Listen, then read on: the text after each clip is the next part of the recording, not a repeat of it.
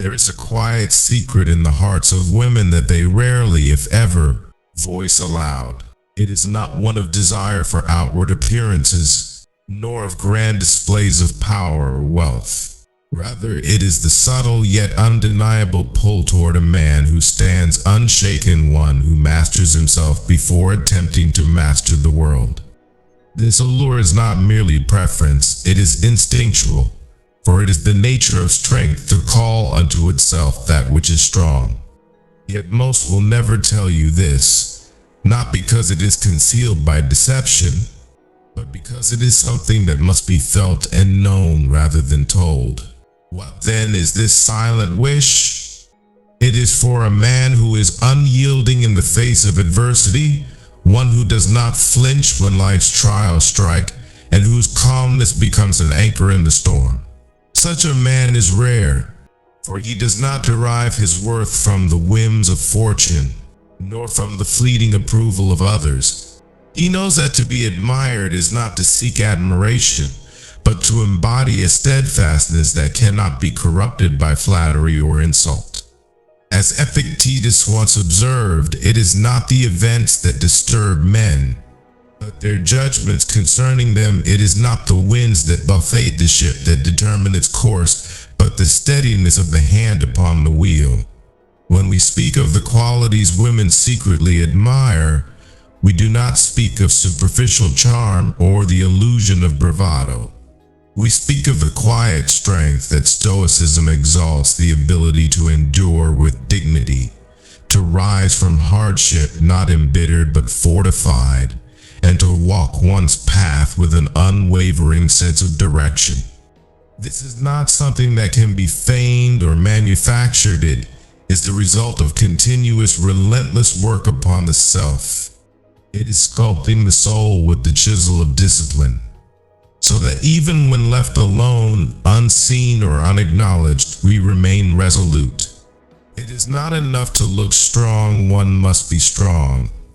And strength is revealed not in comfort, but in the crucible of trial. Imagine the countless moments where chaos arises, a disagreement, a moment of temptation, a test of patience. The ordinary man responds as the world expects, driven by his emotions, swayed by his passions. Yet the man who embodies true fortitude chooses another path. He does not react impulsively, for he understands the great truth uttered by Marcus Aurelius: you have power over your mind, not outside events. Realize this, and you will find strength. He seeks mastery over himself, knowing that only through self-governance can he govern his life with true wisdom. It is this ability to endure without complaint and to act without hesitation that becomes the silent language of attraction. When a man remains poised where others falter, when he can withhold anger even in the face of insults, or offer kindness where others deliver scorn, he does not merely rise above others, he stands apart. And in this distinction lies the allure. It is the kind of magnetism that cannot be purchased or taught, for it is a quality of the soul itself, burnished through adversity and polished with the wisdom of the ages. There is a certain darkness to this strength, for it demands a departure from the ordinary and an abandonment of comfort. It requires us to confront the parts of ourselves that we most wish to avoid: our fears, our doubts, our desires for validation.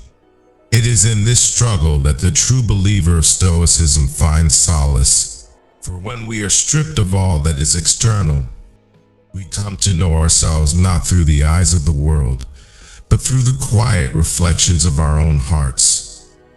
We learn to ask not whether we are loved or admired, but whether we are worthy of our own respect. We cease to seek approval, for we have become sufficient unto ourselves. This journey is not for the faint of heart, and perhaps that is why so few will ever speak of it openly. To admire such a man is one thing, to become him is another entirely. It is a path laden with sacrifice, where each step forward is marked by the shedding of illusions, and every trial becomes a test of resolve. But in this darkness lies our greatest light, for it is only when we forsake the easy path that we find the strength to carve our own. And so we are left with this quiet truth women may not tell you, but they are drawn to those who command themselves with a calm that can withstand any storm.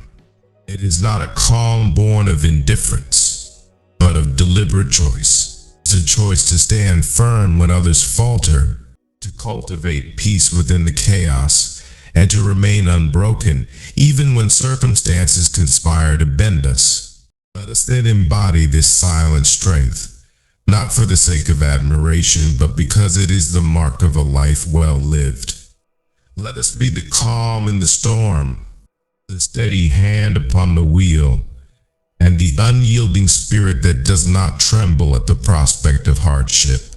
In doing so, we do not merely become men who attract others, we become men who draw nearer to the truth of who we are and what we are capable of.